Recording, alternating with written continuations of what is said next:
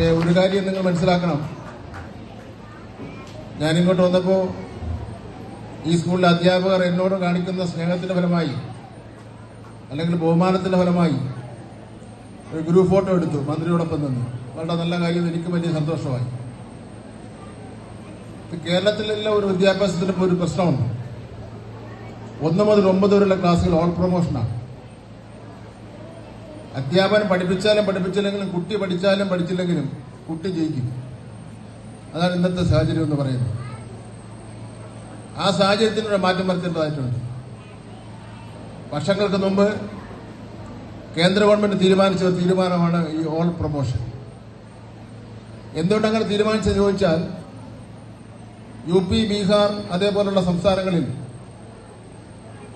2ാം ക്ലാസ്സിലോ 3ാം ക്ലാസ്സിലോ കുട്ടി തോറ്റാൽ പിന്നെ സ്കൂളിൽ പോവില്ല, അവൻ ഒളിച്ചോടി പോകളയും, വേറെ ജോലിക്ക് പോകും. റൈറ്റ് ടു എഡ്യൂക്കേഷൻ എല്ലാ കുട്ടികളുടെ അവകാശമാണെന്നുള്ള കേന്ദ്ര ആക്ടിന്റെ അടിസ്ഥാനത്തിൽ ഓൾ പ്രൊമോഷൻ സമ്പ്രദായം ഏർപ്പെടുത്തിയത്. ഇന്നിപ്പോ ആ ഓൾ പ്രൊമോഷൻ സമ്പ്രദായം കേന്ദ്ര ഗവൺമെന്റ് പിൻവലിച്ചു. കേരള ഗവൺമെന്റ് എന്നാലും പിൻവലിക്കുന്നതിന് വേണ്ടി തയ്യാറായിട്ടില്ല. ഞാൻ മന്ത്രിയായി വന്നതിന് ശേഷം ഈ കുട്ടികളുടെ നിലവാരത്തെ സംബന്ധിച്ചിടത്തോളം ഒരു പഠനം നടത്തി. വളരെ മോശമാണ് കുട്ടികളുടെ നിലവാരം, അക്കാഡമിക് നിലവാരം വളരെ മോശമാണ്. ഇന്നിപ്പോ നാം മനസ്സിലാക്കേണ്ടത് 6 വയസ്സിലാണ് 5 വയസ്സിലാണ് 1ാം ക്ലാസ്. 10 വയസ്സ് വരെയാണ് കുട്ടികളുടെ ബുദ്ധിയുടെ വികാസവും കുട്ടി നല്ല നിലയിൽ അവസരത്തിലാണ് കുട്ടികളെ ഏറ്റവും കൂടുതൽ ശ്രദ്ധിക്കേണ്ടത്. നമ്മുടെ ക്ലാസ്സിൽ പല നിലവാരത്തിൽ നിന്ന് വരുന്ന കുട്ടികളുണ്ടാവാം.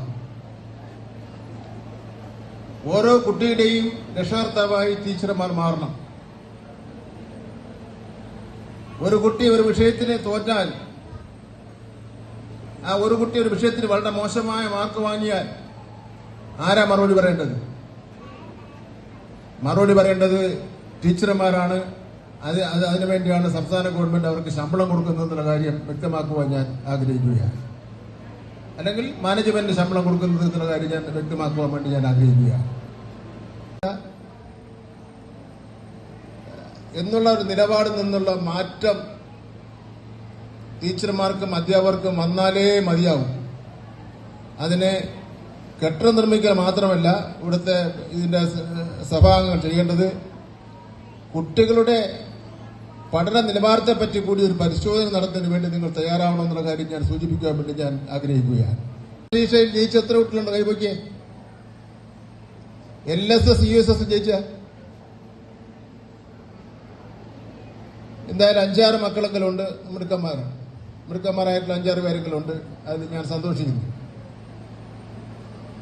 അതുപോരാ, ടീച്ചർമാർ അഭിമാനത്തോടുകൂടി പറയാൻ വേണ്ടി പറ്റണം, ഞാൻ പഠിപ്പിച്ച ക്ലാസ്സിലെ എല്ലാ കുട്ടികൾക്കും LSS USS പരീക്ഷയിൽ അവർക്ക് അവാർഡ് കിട്ടി ജയിച്ചു എന്ന് പറയുന്നതിന് വേണ്ടി നമുക്ക് കഴിയേണ്ടതായിട്ടുണ്ട്. SSLC പരീക്ഷയ്ക്ക് ചില മാറ്റങ്ങൾ വരുത്തുന്ന സംബന്ധിച്ച് ആലോചിക്കുകയാണ് ഞങ്ങൾ. ഇന്നിപ്പോ SSLC പരീക്ഷ 9ാം ക്ലാസ് വരെ ആൾ പ്രൊമോഷനിൽ വന്ന് 10ാം ക്ലാസ്സിൽ ആണല്ലോ. 4.25 ലക്ഷത്തോളം വരുന്ന വിദ്യാർത്ഥികൾ പരീക്ഷ എഴുതുകയാണ്. ഈ പ്രാവശ്യത്തെ പരീക്ഷയിൽ 4.25 ലക്ഷത്തോളം കുട്ടികളുടെ പരീക്ഷ എഴുതിയിട്ടുണ്ട്.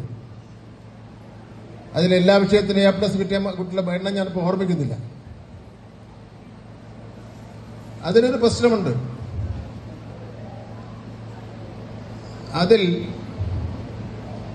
എന്റെ മുന്നിലിരിക്കുന്ന പുരോഹിതന്മാരും മറ്റ് ടീച്ചർമാരും മറ്റ് എന്റെ പ്രായത്തിലൊക്കെ ഉള്ളവരെല്ലാം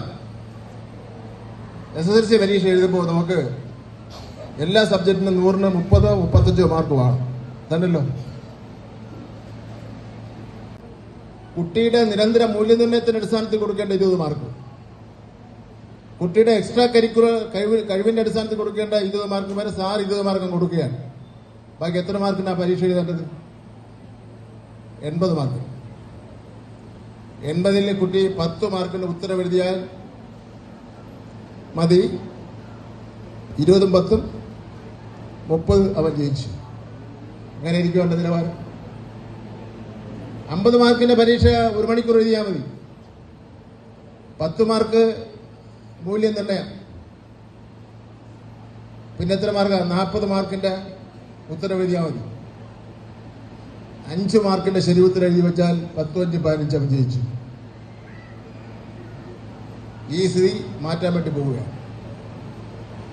എല്ലാ വിഷയത്തിനും മിനിമം മാർക്ക് വാങ്ങിയിരിക്കണം.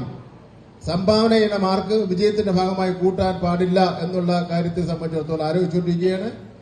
എല്ലാവർക്കും ഇഷ്ടപ്പെടില്ല കാര്യത്തിൽ. പക്ഷേ നാടിൽ ഇഷ്ടപ്പെടുന്നവരുണ്ട് എന്നുള്ള കാര്യത്തിൽ സംശയമില്ല.